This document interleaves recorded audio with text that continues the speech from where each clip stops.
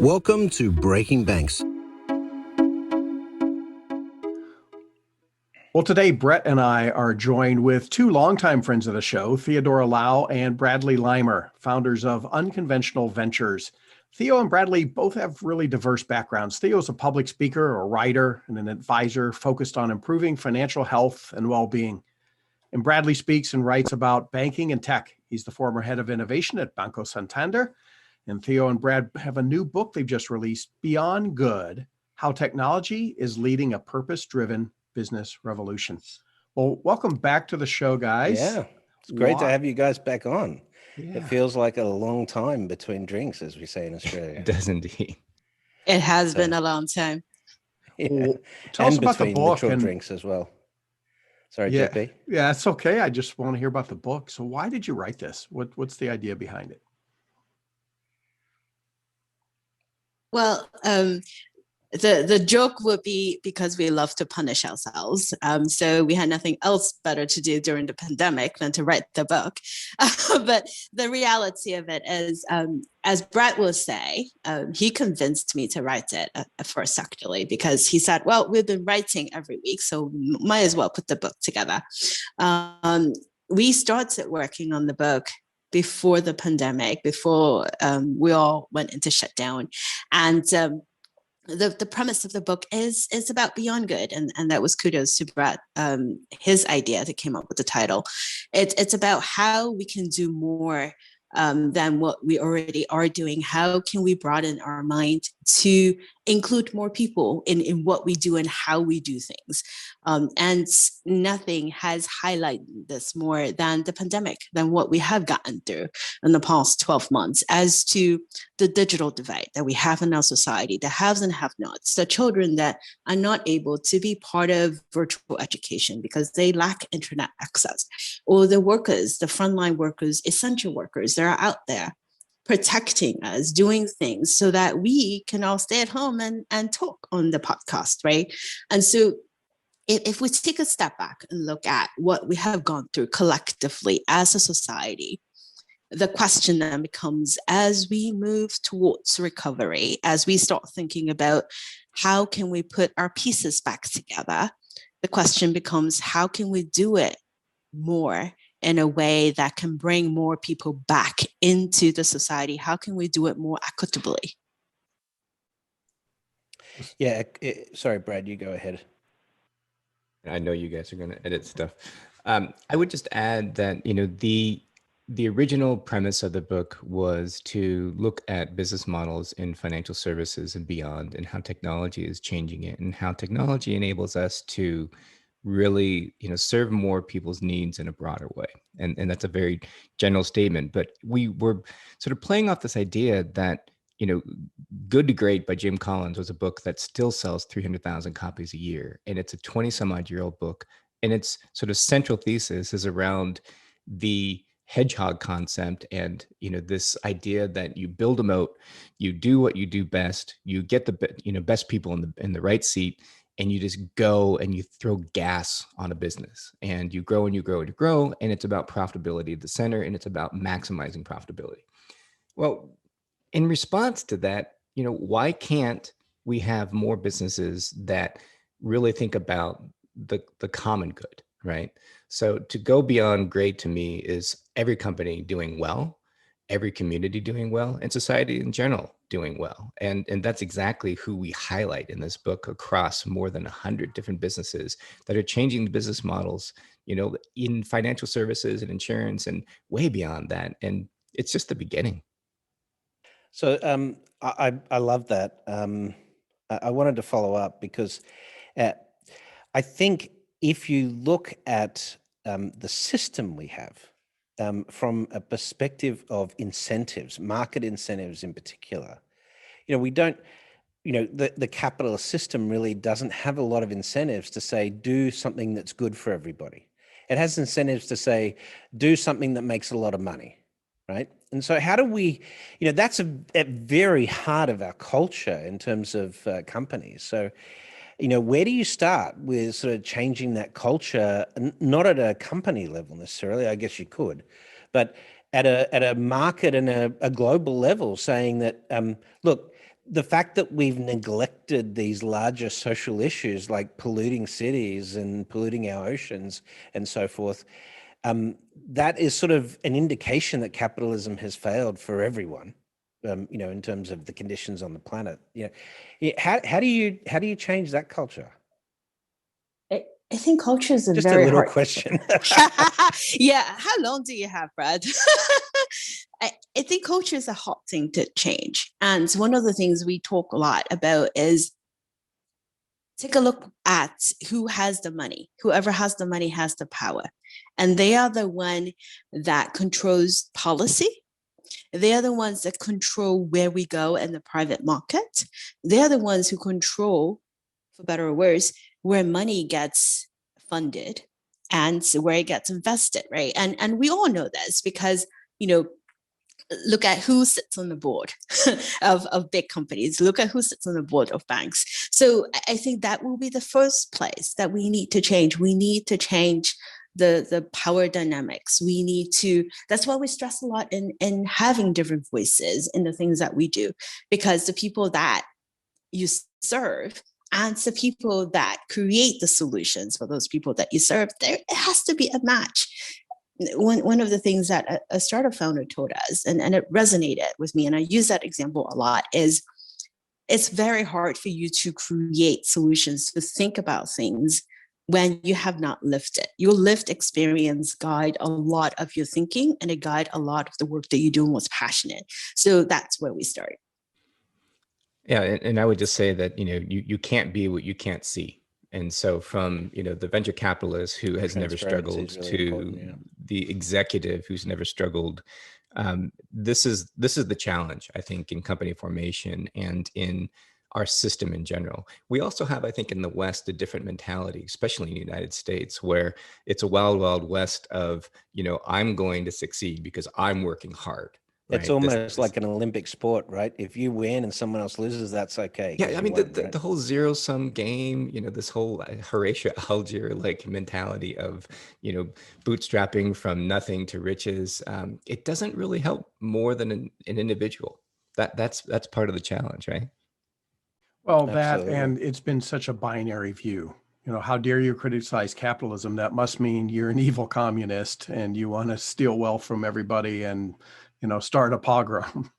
And I hope the tide is beginning to change. I had Judy Samuelson on the show from the Aspen Foundation just a few weeks ago. And, one of the things that we talked about was that the Business Roundtable about a year and a half ago made a major change to their kind of their purpose of a corporation, right? Beyond just shareholders and return to shareholders. It was about employees. It was about communities and really thinking more broadly across multiple stakeholders. Is this what you saw in the research for your book? Wow. Can we go back to the roundtable? Come on, a quick bit. I was very excited when that first came out, and I was very excited when the letter from Think came out about the fact that we need to focus more on sustainability. We need to focus more on diversity and inclusion and all of the aspects of it. Unfortunately, I have to say that stories from recent days do not seem to reflect those words, right? There has been no lack of stories, especially recently reported by Financial Times, about the challenges that women face in BlackRock, about the challenges that minorities face in BlackRock. And it brings back to the point, right? Change is hard. It goes back to the point, culture change is hard, but it also means that it has to come from the top. Look at the announcement made by Jane Fraser lately, right? About the fact that Citibank is going to go to a meeting free on Fridays. I would challenge that change came about because she came on, and I would challenge that change probably wouldn't have come about if she didn't come on board. I think that's fair. Right. And so that's why it has to go back to the top. It has to go back to the leadership, and the leadership has to have an incentive to change. And they also have to have the appreciation that change is needed. Otherwise, it's all empty promises and empty words. It sounds good to shareholders, but that's pretty much it. Yeah, the book focuses a lot on B corporations and sort of other ways to look at societal impact for the business model at hand. And when you look at startups and you look at, B Corps, and you think, oh, well, that's all nice and all, this business model works for smaller companies, or it works for companies in particular industries like making ice cream, or, maybe making clothes or making coffee or whatever. It never could really apply to a big bank or a big insurance company or anything like that. Well, that's hogwash, right? So we start the book out, we talk about large groups of underserved, and we're just not talking about unbanked. We're not talking about underbanked. We're talking about financial service companies actually addressing the needs of women, addressing the needs of gig workers or people in terms of the changes in the future of work and how they derive income. Talking about, how small businesses are still really anemically served by financial services when they're solo entrepreneurs or small businesses. We talk about people of color. We talk about, LGBTQ in terms of, neobanks now that are starting to address different needs. And that's the challenge, right? You could do well by doing good, and you could actually expand your market by simply changing the business model to serve more people than this sort of 1 to 10% and primarily white dominated male, sort of pieces of your base. It's ridiculous that we just don't think differently like system leaders. But I think it's even more than that. It's like I think the pendulum is swinging back to more collectivism. More looking at groups of people and how we interact and how we have common issues. So the climate is a very good example of that, right? How do we get people incentivized to fix this as a problem when it's not necessarily efficient from a capitalist perspective, but A, it's the right thing to do, and B, it will solve us trillions of dollars in the future the sooner we do it. So there is long-term economic sense, but we don't have that sort of long-term planning and things like that. I know I'm going off on a tangent, but how do you change? If you were saying going to the market and say talking to the stock market, and the stock market was, we're prepared to put in different metrics apart from a share price, as an example, what would those metrics you think be that measure our goodness as a collective? That is a very interesting question. We actually recently talked to Kurt from Tap Bank, and he said something that I think it's something that sounds so simple, but yet we don't think about. His response to a similar question that you just asked is, how well do you sleep at night? Now, that's not really a metric, if you will, that goes back to the Wall Street, but it goes back to the fundamentals, right? And it goes back to what you just said, Brad, about long-term and about short-termism, which is a prevalent challenge that we had, which I think is part of the problem. CEOs and leaders get measured by quarterly results, right? They get dinged if they don't achieve a certain target, and the target is profitability. So everything goes back to the bottom line. And even if you want to look at, for example, emerging technologies such as what you like to talk about, AI, artificial intelligence, a lot of the deployment of AI technology goes into how well can we improve the operations of a financial corporation. Banks use it to improve their margins, to improve the process, to optimize what they're doing, but not as much as looking at how do they use that technology to improve consumer financial well-being. They don't use it to think about, well, instead of us offering yet a loan for a debt problem that they have, right, Brad, that we talked about last week, how can we use technology to help them better understand where they are right now and help consumers find out what they can do to improve their long-term financial well-being? Same with older adults. That's one of the segments that we talk about in the book, right? You can look at the problem as everyone is getting older and banks don't really have much that they can make, quote unquote, of a population that is getting older and, not going to be here for too long. But then if you flip it, you can look at it as an opportunity for you to create intergenerational solutions to, how do you use that as a way to include different family members, to attract different generations of the people that you're trying to serve for credit union and whatnot? And how can you use that to go beyond good and create better outcomes for more people? Well, what are some examples of some companies that are doing it right that you're seeing in your book? So one of my favorite example is Sunrise Banks. They're a certified B Corp, headquartered in St. Paul, Minnesota. And B Corp, essentially, if you boil down to it, is a community of leaders, if you will, and they're certified as a kind of business that balances purpose and profit, right? And so legally, I believe that they're required to think about what decisions they're making and the impact of it. And it impacts, if you think about the larger circle, not just shareholders, but also the workers and the suppliers and communities, the entire ecosystem.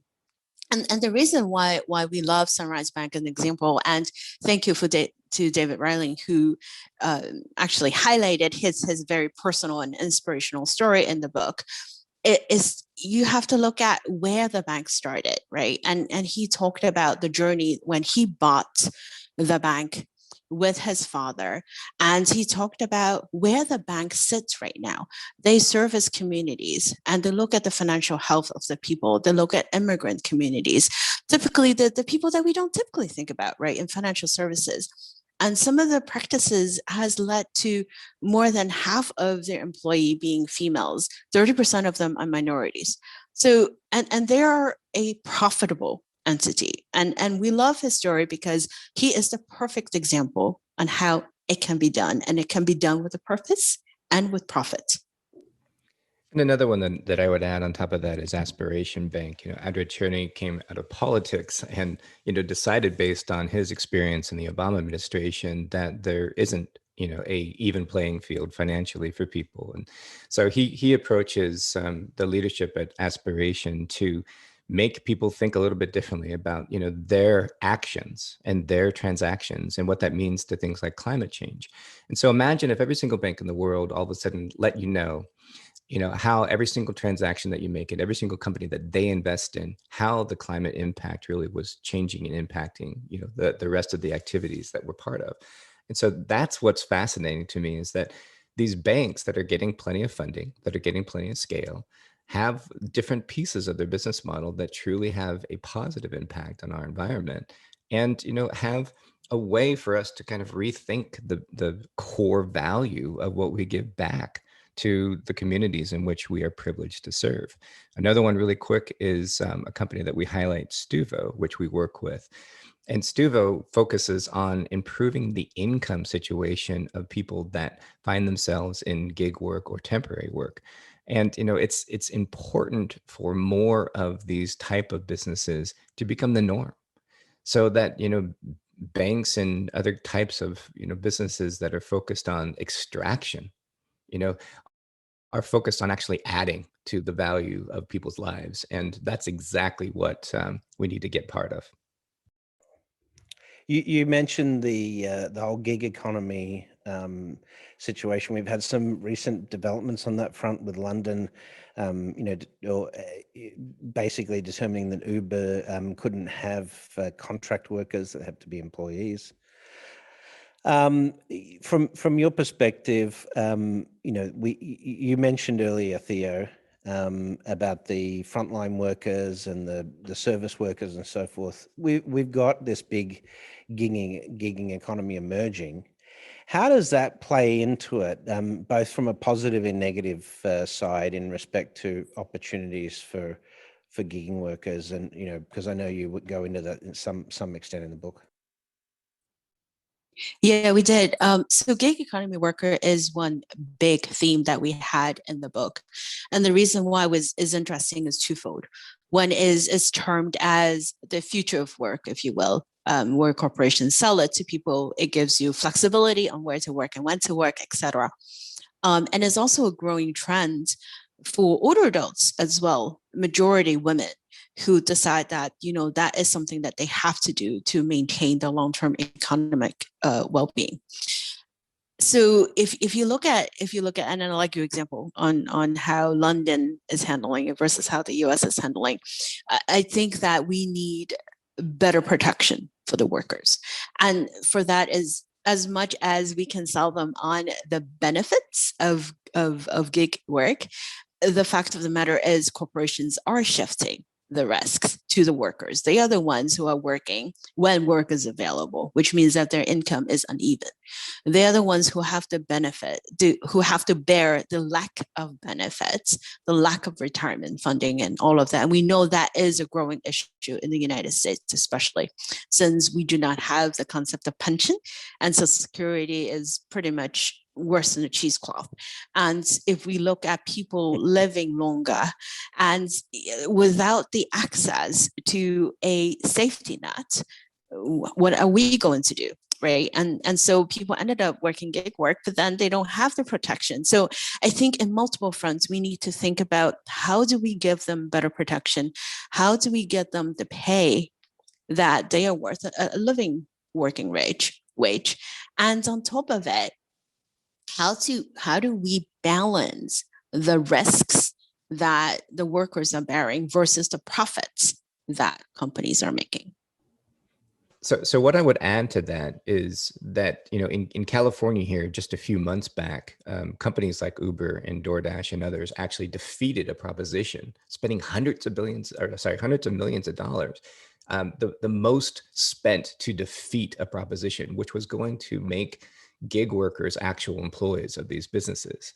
And that's the challenge that we have, right? With businesses that are fueled by venture funds or businesses that have been around for a long time, sort of fighting against the best interest of their customers, of their users, and of the people that actually are making them these profits. And so how else via policy can we actually bridge people's income? How else can we protect these workers? I mean, I know you write an awful lot about, UBI and other things, and you've got this great book coming out yourself soon. What can we do, when capitalism fails and when business fails? What's next? Well, I guess it gets back to sort of the core question. What is the purpose of the economy if it isn't to look after the citizens? I mean, if I ask an economist, what's the purpose of the economy, they'll say economic growth. But if you think about the role that money and the economy should have in the lives of humans as a species, it should be there to serve us. Not 1% of us or 10% of us, all of us. First and foremost, that's the economy should make sure we're looked after. I mean, is that a communistic view of the world? I don't know, Yeah, I think it's a long-term view. I mean, I think you can have economic self-interest, but also think long-term, that not just what do I need today, tomorrow, this quarter, but what is going to be good for what's right me for our and grandkids. Yeah. Right, exactly. Yeah, I think the principal argument in the book is that there are trillions upon trillions of dollars of opportunities to actually serve more people well. And it really does take a change in the way that we lead these organizations. And it does take, again, systems leadership to really understand how we are all part of this large organism. And the long term of it is, if we want to survive, we got to start working together much better than we're doing today.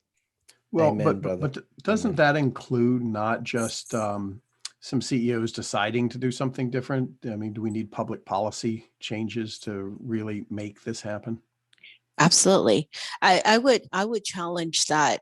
As much as many CEOs who are very well off and coming out and saying, oh, I'm donating X number of dollars to a specific cause, my question would be, how have you been able to accumulate so much wealth when there is so much hardship in our society? Is there something that we need to change from a tax perspective? Is there something we need to change from a policy perspective, right? So I'll give you an example.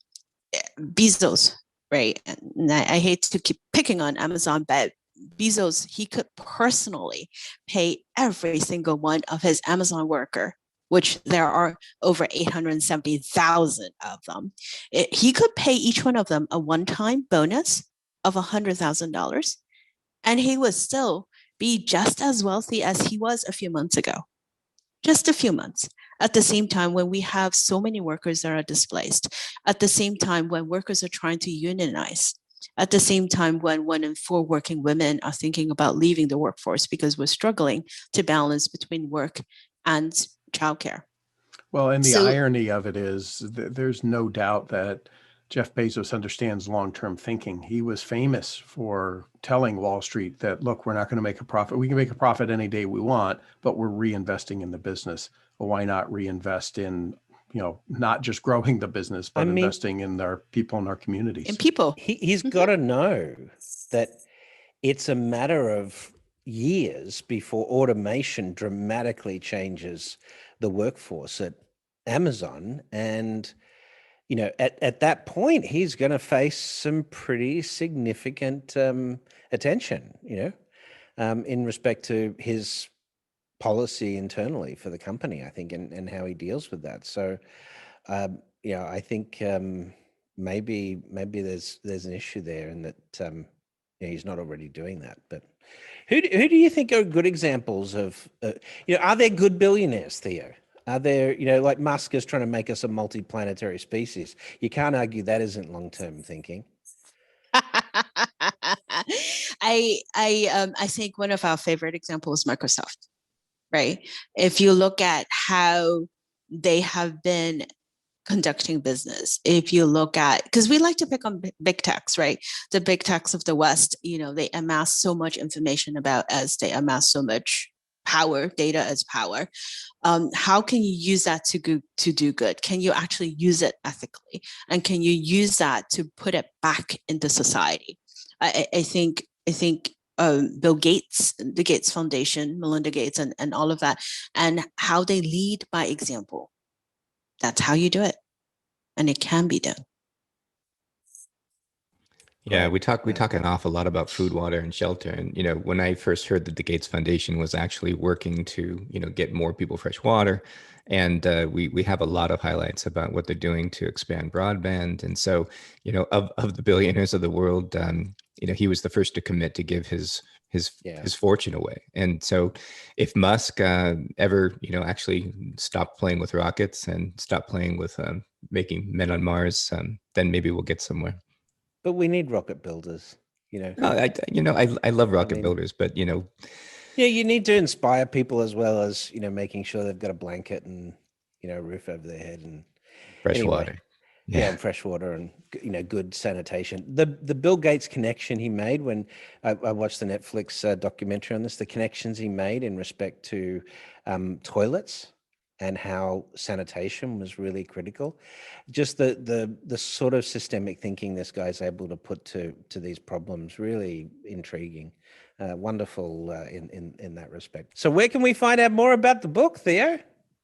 Well, we can go to beyondbook.com. That's where you can find out more about the book. Say it again. Say it again. You said beyondbook.com. You said beyond book. I need coffee. All right. Sorry about that. We should keep this in too, JP. Don't edit it out. It's too much fun. Right. We can go to beyondgoodbook.com. That's where you can find out more about where to get the book and also the reviews for some of our friends on the book and also where we will be next. Fantastic. Well, all the best. I hope I hope it's a massive success for you guys and you become, famous overnight from it or whatever you want from it. But great stuff. Okay. That's Breaking Banks for this week. JP, thanks for co-hosting with me.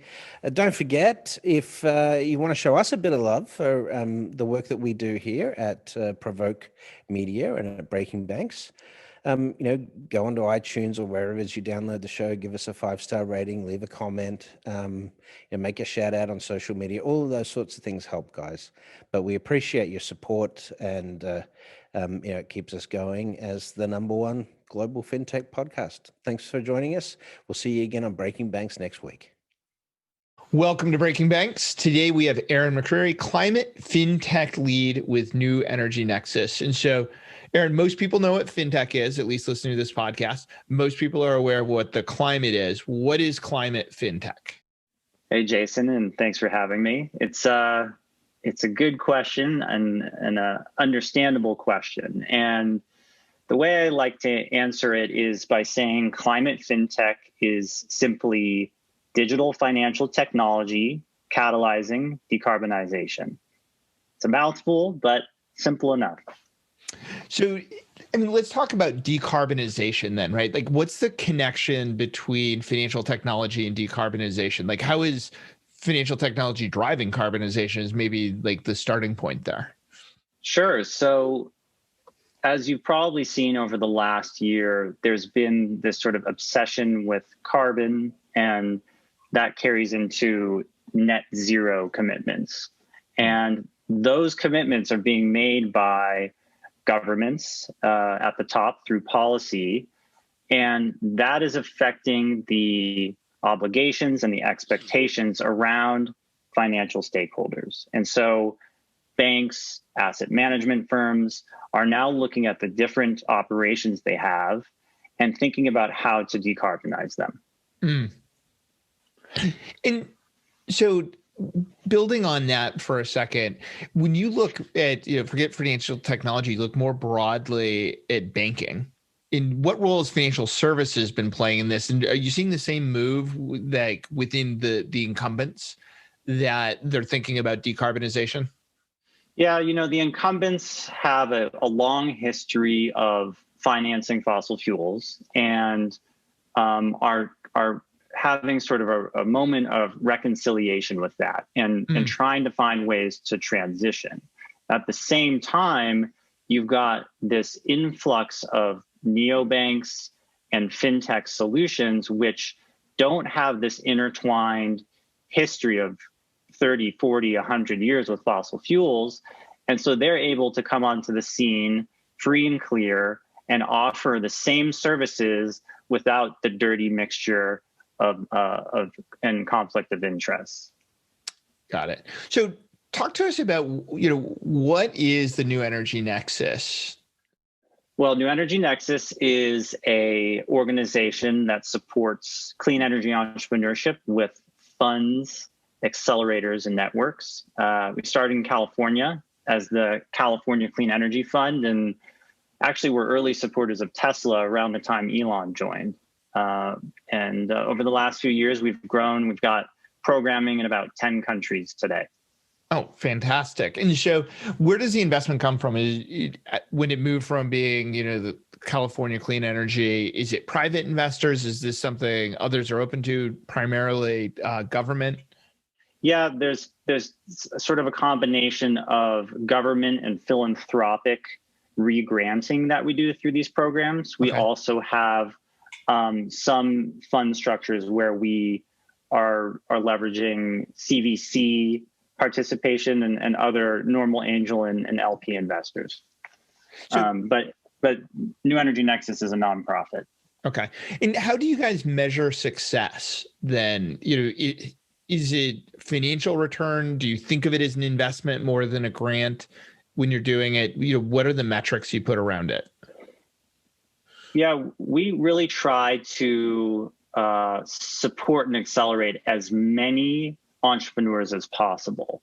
Now, the sort of quantity approach to innovation in this space has been really important, but I don't want it to take away from the quality. And when you talk about the combination of climate and fintech, I think there are some specific metrics which become more relevant. So certainly metric tons of CO2 removed from a tool or solution or plugin, but also how much capital is being moved from point A to point B with a climate underlay. And I think that is really what has exploded in the last year is this massive shift in capital. Some people point to sort of ESG investment, but in general, just the sort of groundswell of capital flows to financing either electrification, resource efficiency, battery storage, and a lot of other solutions in that vein. Interesting. So one of the reasons I wanted to have you on the show is you and Brett were preparing for part of a panel on the Global Alliance of Banking on Values. And the folks over at Sunrise Banks sent over like, oh, there's this really interesting climate fintech report that's like right up your alley. It's talking about the emerging ecosystem of climate capital catalysts. I'm like, the title alone is fascinating. And then, the report itself was even more fascinating.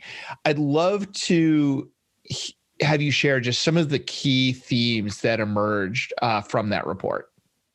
Yeah, thanks. I laugh at the title just because I think it was a little overkill on the alliteration, but it just rolls off the tongue, really. But yeah, we tried to break down the financial system into business units so that you could sort of think about solutions and tools that can play a role in each of them. And just to name a few, we start off with payments, then we talk about banking, then we talk about equity investing, then we talk about debt lending, and it goes on and on. And so within each of those chapters, we talk about various new players, solutions, innovations that can have a real impact on the business of finance. Well, I love how you break it down into those categories. And so before we go any further, where can people find a copy of the report? Yeah, if you just type in Google the Climate FinTech report, should be up at the top, I hope. So people don't need to remember climate capital catalysts? No, none of that nonsense. And it's free to download and encourage everyone to take a look. So when you think of those various themes you just outlined, personally for you, both in the near and the long term, where do you see the greatest leverage that we can have an impact? Yeah, there's a few areas that are really starting to catch fire. And I want to sort of go back to this idea of top-down impact as well as bottom-up. Top-down being these massive asset owners, investors, who are now obligated to make changes. And a lot of what is driving that is data. So data that's being sourced through what's called geospatial means, using satellites and sensors, and then the ability to take that data and derive insights from it to make decisions. So, if you were able to gauge the flood risk of a low-lying portfolio of real estate, you might not want to invest in that, right? And then on the other spectrum is you and me and other average citizens out there who are starting to care and pay attention to climate change. And they're starting to vote with their dollars in real tangible ways. There's a really interesting study that came out of Bloomberg where there's almost a 10% differential in people under the age of 18 who think that climate change is a huge crisis. So there's all this sort of Gen Z potential as they're becoming financially literate, as they're saving, as they're spending, as they're investing.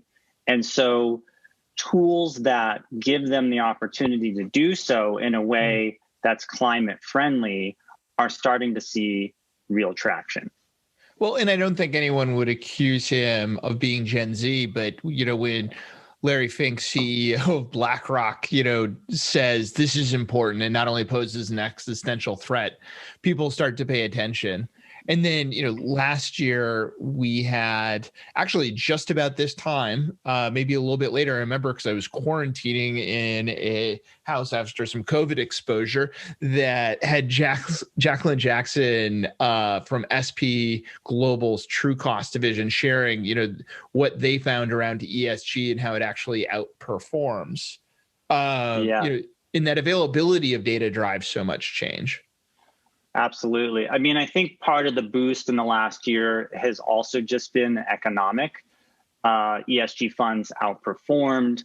Solar became significantly cheaper as a way to produce electricity than coal. And so even if, you're not the foremost concerned person about climate change, some of these decisions are simple math now. Yeah. There's an amazing example out of China, Ant Forest, which is a payments and spending application that over 400 million people use on a daily basis. And that has gamified carbon offsetting and sequestration on a scale which is now having a real environmental impact. Hundreds of millions of trees are being planted, and the average Chinese consumer is now somewhat aware of this relationship. Now, on the flip side of this, where you see the huge opportunity, where are the big kind of challenges, right? So if market forces have kind of kicked in and that flywheel's moving, and I don't want to say it's taken care of, but it actually has leverage. What are the pieces that are still stuck that, you look at and say, unless we can overcome this obstacle, it's just going to be more and more difficult? Yeah, I think there's still a problem around taxonomy, using the same frameworks from one country to another. The US is still quite behind Europe in this regard. I'll give you an example. In Europe this week, they're now implementing greenwashing, quote unquote, penalties for funds that describe themselves as sustainable but are not. Whereas in the States, we're just commissioning within the SEC a working group to start to talk about this. So you see that there's sort of this lag time between the two regions, and we're playing a little bit of a catch-up game. But the innovation engine that is the States is not to be underestimated, and there's quite a bit of activity now. Well, and what do you think? There's a change in administration, but even the regulators prior to the change had been, pushing and saying, climate change in banking, that, banks do need to pay attention to this and starting to have the conversation. What do you think the future holds over the next, 3 to 4 years here? Yeah, I think there will be pressure on the banks in the middle, so to speak. We were talking about the asset owners on the top and the consumers on the bottom, and the banks are sort of in the middle, sort of getting squeezed a little bit. And if you start to see meaningful customer acquisition by a neobank, say Aspiration, who's offering offsetting, card services and investment connectivity, if a Bank of America starts to lose customers to a competitor like that, it's going to rapidly increase the changes they start to make on their interfaces and the products and services that they start to offer. And that is all sort of in tandem with the obligation they now have to decarbonize by 2050 or 2040 or whatever the year is that they've sort of set out as a goal. Do you feel like without that kind of the threat of the new entrants using it as a wedge, we would see this kind of change? Or is that market force sufficient that we talked about, that investors care about it? And yeah, I think it is accelerated when you're getting the messaging both from the top and the bottom, and so that's good. Do I think the change would happen with bulge bracket banks if there wasn't pressure from the consumer? Less rapidly, and I think it becomes even more so an economic question. Is this really going to make more money than financing fossil fuel projects, right? Yep. And so I think the other consideration, of course, is just the planet changing and the sort of exacerbation of risk on various assets and various positions. And so if you can now draw a pretty clear connection between fossil fuel output and negative impacts to your low-lying coastal real estate, it's going to suddenly be less attractive to finance those projects and insure those projects. And you're really starting to see a shift of sentiment in the financing community around whether those projects are the right thing, and the cost of capital for those projects as a result are going up. Yeah. So, I mean, let's play this out, because the argument in the one that I find frustrating is, on a level playing field, is you have countries that are less well developed that said, hey, you first world countries, you're the one who made the mess because you've been burning cheap sources of energy forever to go do these things. And that's why we got into this mess in the first place. And then on the flip side, you have, the first world company saying, well, if China is going to be, playing the game, or another third world country is going to be doing a whole lot of burning fossil fuels, that's not fair, even though we did it for years. That's going to make us uncompetitive. How do you solve that conundrum? That's a great question. And I think, do you buy that argument, or is that really a false? I think it's a false equivalency, and I think that one silver lining for emerging markets is that they are not as entrenched in existing infrastructure, and so there's an opportunity to sort of leapfrog the mistakes that have been made in our infrastructure, and go straight into, renewable microgrids and digital payments. I mean, who needs a wallet anymore, right? And I think there's that sort of fixation here in the States is just not something that has to be normalized in other places, still figuring it out. Yeah. Well, and I think that you drop, this is again the entrenched first mover actually works against you, right? We talk about that on this show all the time when it relates to payments, around those that, hey, ACH was phenomenal when it started and we're awfully used to using it, but the rest of the world actually can settle payments a lot faster than we can, right? And same on trade, but the same, that does extend, right? There's a really good analogy between the financial technology and the climate issues related to it. Totally. And there's sort of like a symbiotic, mutually beneficial relationship between the two. Some of these digital technologies, of course, artificial intelligence is a dominating topic right now, but there's just such useful application for it in making decisions about how the planet is changing and then how to invest accordingly. And so you're seeing a ton of acquisition activity now in the ESG data space and the climate risk analysis space. And it's really encouraging to see that those tools are now going to be used to move money in the right directions.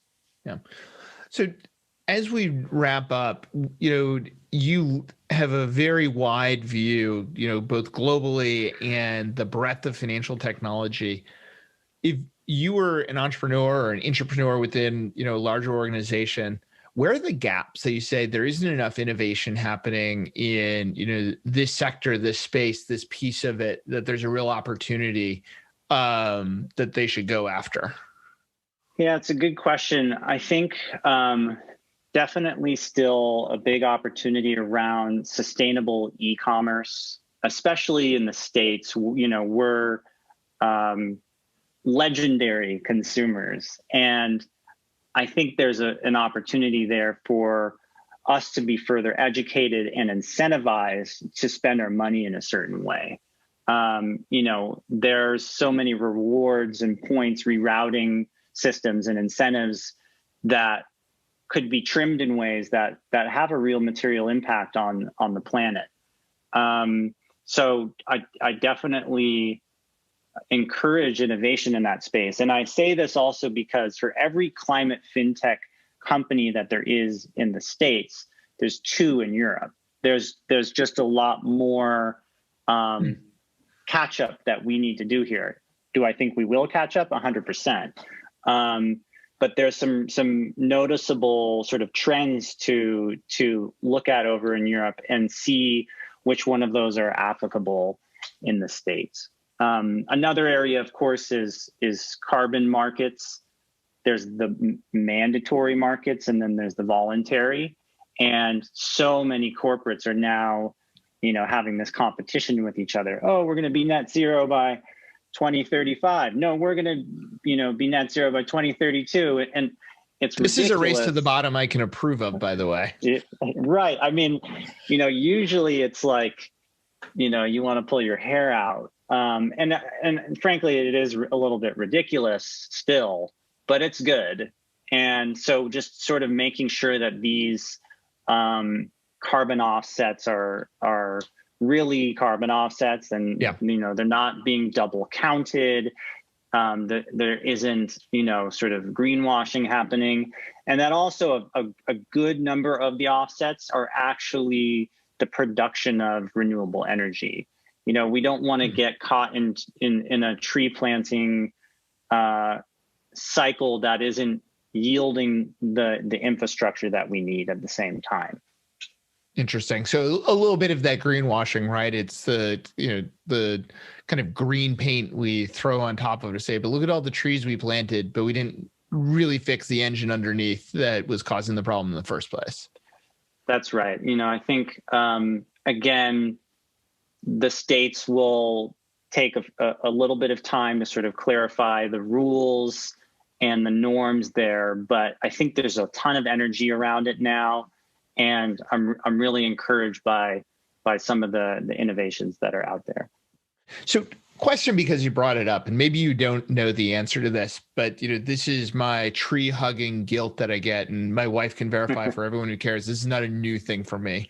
It's taken her 15 years to accept that I'm upset when she buys single-use bottles, not because she's wasting money, but because she's polluting the planet. Right.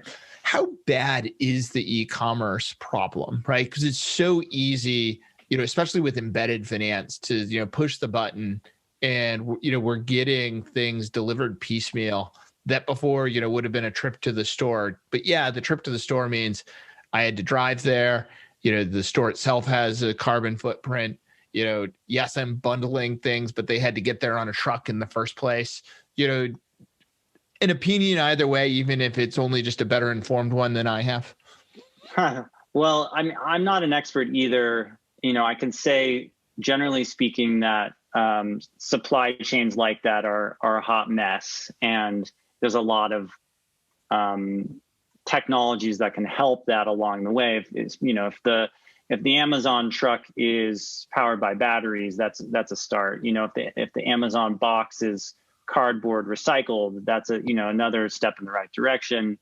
I think a little more tangential. I know the fashion industry historically is a very carbon intensive industry and has a lot of work to do. And so I think some great innovations in that space could have a real impact too. Great. Well, Aaron, thank you for joining us. We will have, for anyone interested in the show notes and on the site, a copy, to the report. If you don't want to, be Googling for climate fintech report. If people want to learn more about this broader movement, what are your go-to sources to read about, climate fintech? Yeah. I think what I actually would want to do is maybe shout out a few of the players in the space, just if you're looking for banking alternatives or card alternatives. Ladies and gentlemen, Aaron McCreary's greatest hits of climate fintech. Take a look at Atmos Bank, Aspiration Bank. There's a cool credit card coming out called Carbon Zero. If you're looking for some sort of retirement or investment assistance. There's a nice solution called Carbon Collective. And, I think there's some opportunity there with one called Accountable.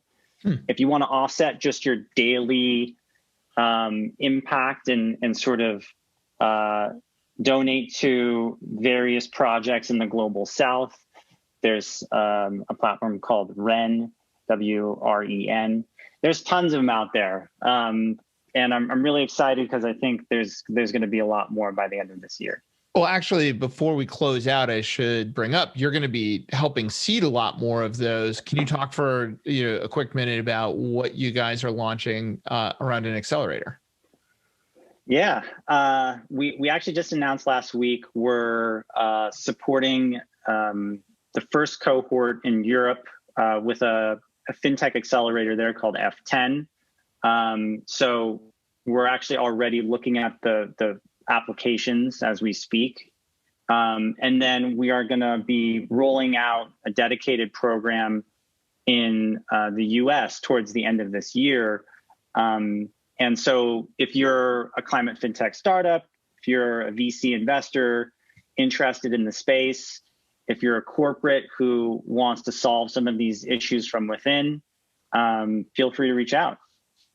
Fantastic. Again, Aaron McCreary, thank you for joining us. Excited to see the impact that climate fintech can really have. Awesome. Thank you, Jason. That's it for this week. If you like the show, make sure to give us a 5-star rating on your favorite podcast platform, or share it with a friend, or share it on social media. We'll see you again next week with more Breaking Banks.